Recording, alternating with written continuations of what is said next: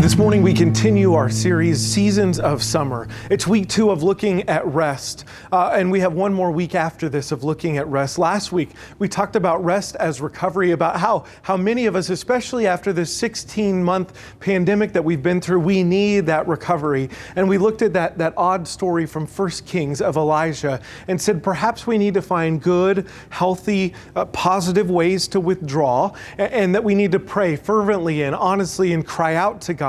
And that we need physical rest, like relaxation, like fall asleep, like actual rest. I believe that summer invites us into seasons of rest. And sometimes that leads us to recovery. Like we need to do that, do not pass go, do not collect $200, like just do that right away. This week, we're going to talk about rest that leads us to restoration, rest that recreates us, rest that allows us to experience delight. And I think especially in summer, we're invited into this. As we talked about last week, summer has different sort of rhythms. It has more space, more margin. And maybe that's not the case for you. Maybe there's a different season of the year that does that. But for many of us, it's summer. So maybe if kids are at home and it's a more chaotic season, summer isn't the time. But I hope that there is some cycle of your year, of your life, where you sort of have this invitation to move a little bit slower. You have a little more margin. You move at a different sort of rhythm. And what I think is after we get through this recovery stage, we do the triage, then we begin to put things back together. We get into that recovery and recreation or recreating sort of thing. It's like physical therapy that comes after surgery. We begin to work the muscles and reform and relearn and reshape them. And we spend time connecting with God and with ourselves and with others in creation. And so I wonder, what is the sort of restful activities that do that for you in your life? Maybe summer is a time where you jump into a hobby that you like to do. It could be reading, it could be gardening or running or playing an instrument, or maybe it's just napping. What's the time of year where you jump into that hobby? Or maybe the summer is the time of year where you connect to neighbors, that you see old friends, that you make time for a family reunion or a week at grandma's, or you have a picnic for absolutely no reason at all. Maybe there's a time during the summer where you learn a new skill, take on a new adventure, find a new challenge, adopt a big project, something that's going to push you and challenge you. But you can do it because there's more space and margin. What are the things that bring you life and vitality and energy, that engage you? They may challenge you, or they may wrap you with confidence and assurance that you can get lost in. What are those activities? Somewhere, something that sparks the holy spark in you, that often gets you to notice things that you can't notice when you're run ragged and you're in need of recovery. What is that for you? I'm going to guess that for some of us, the first place that our mind goes is vacation. What's a good vacation like for you? But I want to go a little bit deeper, because oftentimes vacation is really just about finding recovery. It's merely taking time off, vacating responsibility, vacating one particular place and going to a different place. And friends, I'm not saying that's bad. We need those in life. But that's not moving into the restoration and the recreation. That's just recovery. It's great if it's unplug and unwind. That's wonderful. That's recovery. But what I'm asking today is, what is it that builds back up? That doesn't just get us to like getting by, but relights the spark, energizes us, reconnects us with the holy, reconnects us with family and friends, something that builds us up and sort of sends us out. What makes you feel alive again? So what are those things for you? Maybe it's a history walk, walking the Freedom Trail in Boston. Maybe it's a nature walk, perhaps immersed in something that reminds you just how small you are. Maybe it's a walk with an old friend, or a walk in an old familiar place. Maybe it's a walk around a different culture. So maybe all of that happens in some sort of vacation setting. But maybe it's not that. Maybe it's right here at home, getting your hands dirty with a project in the garden. Maybe it's a walk through the neighborhood and doing it at a pace where you get to stop and talk to everybody as you go, to chat with people as you pass. That same author that I referred to earlier in the sermon talks about going to a used bookstore one summer, what she calls her other church, and asking the owner if he had a section of Western books. And the owner said, well, have you got all day? And she said, you know what? I really kind of do. When in life, and for many of us it's summer, but when in life do you get the moment to say, you know what? I actually kind of do have all day. And when life presents that opportunity to you, what do you do?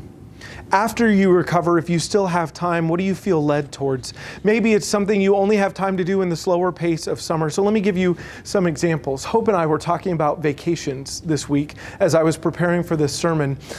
We got away for a few days right after Easter this year, and that was pure recovery for me. Like, I spent the first half of it sleeping more hours probably than I was awake.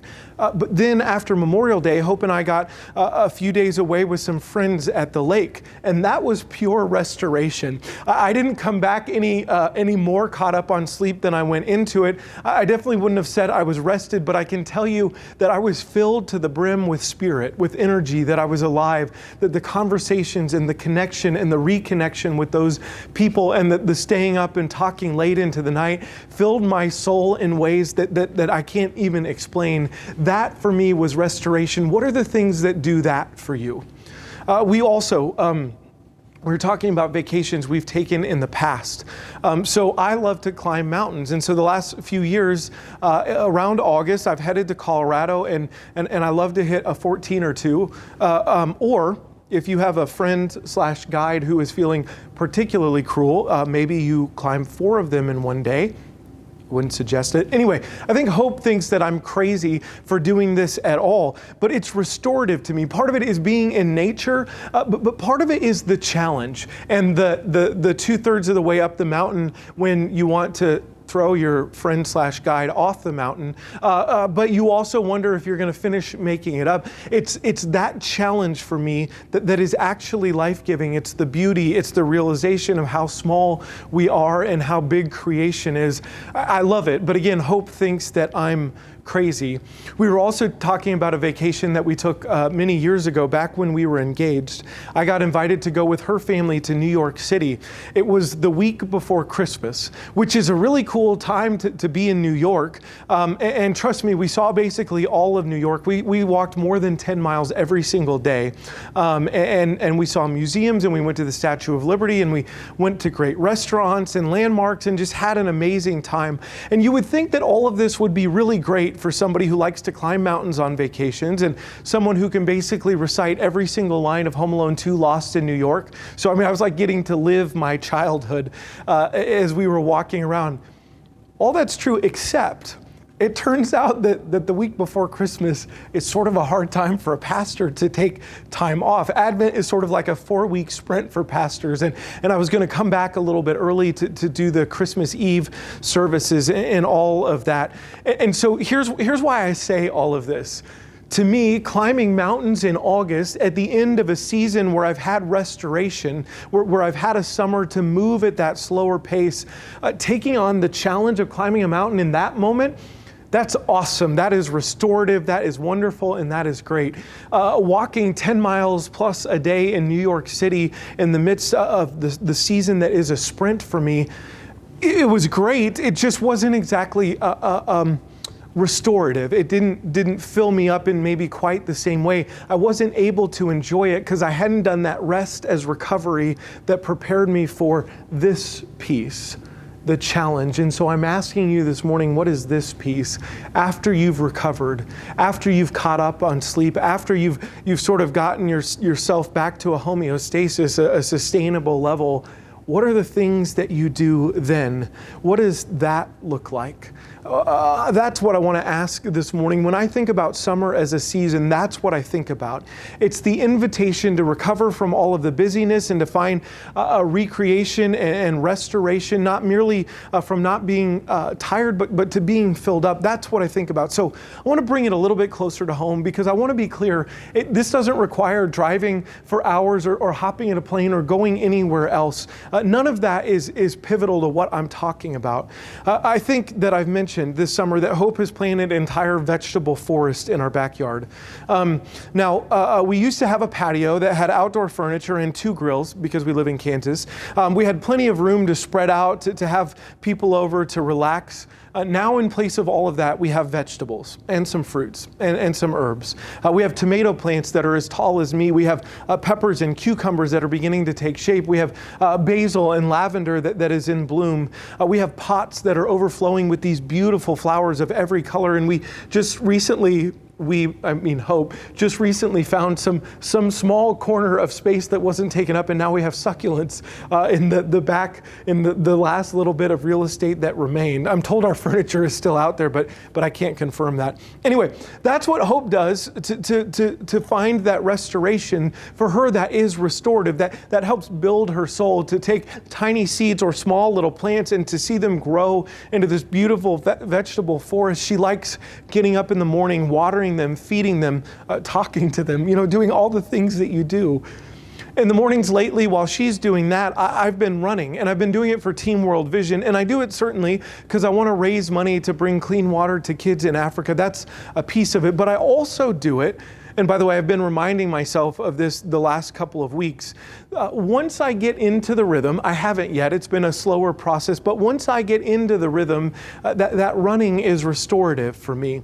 The sun and the fresh air in the morning and the smell of the morning as I run through the neighborhood or through a park, that recenters me. That helps me get energy out, that helps me connect with God. I pray sometimes while I'm running. Sometimes it's just to get through it, but sometimes it's other sorts of prayers. But that for me helps me feel alive. It reignites the spark in me. So I want to ask again, what's that look like for you? So recently, actually on Monday of this week, on one of those runs, I was listening to a book by one of my favorite authors, Barbara Brown Taylor. Interestingly enough, I stumbled upon it and I realized that I had listened to most of the audiobook while I ran my first half marathon last October, and I hadn't listened to it since then. And so I guess now that I'm training again, it made sense that I would finish the book and pick it back up. So the book is called Learning to Walk in the Dark, and I love it. And you may hear more about it in the time to come. But she's talking about what she learned about being in the dark, both physical dark and sort of spiritual darkness, and how darkness often has something to teach us, and how odd it is that God often shows up right in the midst of it. So this chapter I was listening to on Monday, it began with this interesting story. She talks about finding this old Buddhist magazine in her house, which included an article by a guy named Clark Strand. He suffered from insomnia, which led him to do some research and discover an old study that was conducted by the National Institute of Mental Health, where scientists tried to see if they could replicate the pattern of sleep that might have existed before we had easy access to artificial light. So the study participants were limited to exposure based on the natural cycle of the sun. And Barbara Brown Taylor says this about it, and I'm going to read a little bit. She says, at first the study participants played catch-up, sleeping on an average of 11 hours a day. Eventually they settled into 8 hours again, but the hours were not consecutive. With 14 full hours of darkness available to them, most lay quietly in bed for a couple of hours each night before falling soundly asleep. 4 hours later, they would wake up and spend a couple of hours resting before falling asleep again. And so this caught my attention as I'm running and listening to this, actually coming out of last weekend, thinking about recovery, about how the folks needed 11 hours on average to sort of catch up when they began this experiment. So I was thinking about that. That's what caught my mind, and thinking about how many, I just wonder, how many of us need those 11-hour days to get caught up? Maybe that's what vacation looks like for you. Maybe you're in that recovery. So I was thinking about it from that perspective. But then as I listened on, it got me thinking about this week, about what possibilities need to be restored in us, what needs to be recreated within us. If we continue to take the opportunity after we've done that recovery, if we continue to take that opportunity to rest after that, what is possible? And so I want to finish reading some of what she wrote. The rest hours, turned out to be the most interesting ones to the scientists. During those hours, the sleepers were neither actively awake nor soundly asleep. Their body chemistry hovered somewhere between the two, just like their brain waves did.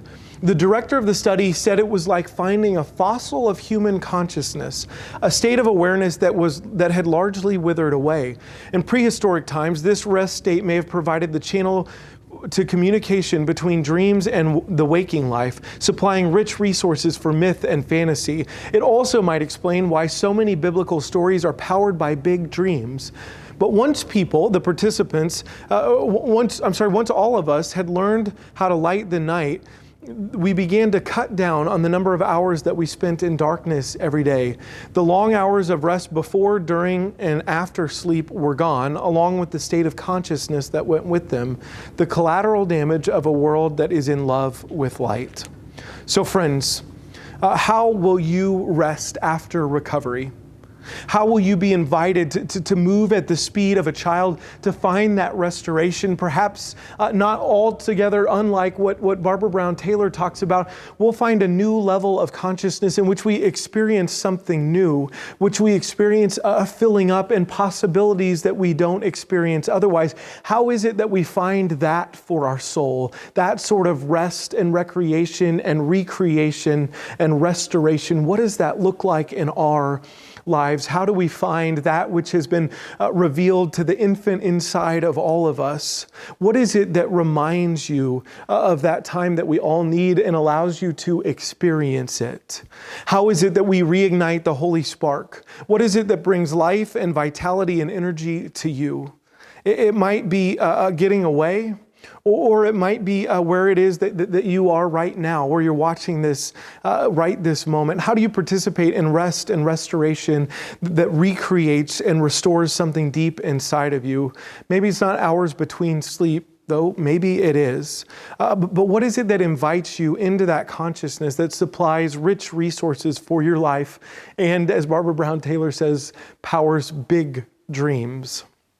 In our scripture this morning, Jesus begins by inviting his hearers to lay down what weighs them down, their heavy burdens, which makes any of us weary. We might call that a step towards rest that brings about recovery. But he doesn't stop there. He invites them to take his yoke upon themselves, to learn from him, from God's way of doing things. Taking on his ways is easy, his burden is light, and he promises that we will find rest for our souls, and maybe that rest is part of what we call restoration. Friends, every time I read this scripture, I can't help but think about Eugene Peterson's translation of it in the Message Bible. And so I just want to share his words, his translation of Matthew, these verses 28 through 30, as we begin to wrap up. Are you tired, worn out, burned out on religion? Come to me, get away with me, and you'll recover life. I'll show you how to take a real rest. Walk with me and work with me. Watch how I do it. Learn the unforced rhythms of grace. I won't lay anything ill-fitting on you. Keep company with me, and you'll learn how to live freely and lightly. Friends, in this season, it is my prayer that each one of us would find rest and find those generative, restorative, recreating, unforced rhythms of grace. May you discover those in the days and the weeks ahead. May each one of us discover them. Amen. I'll invite you to take a few moments for reflection.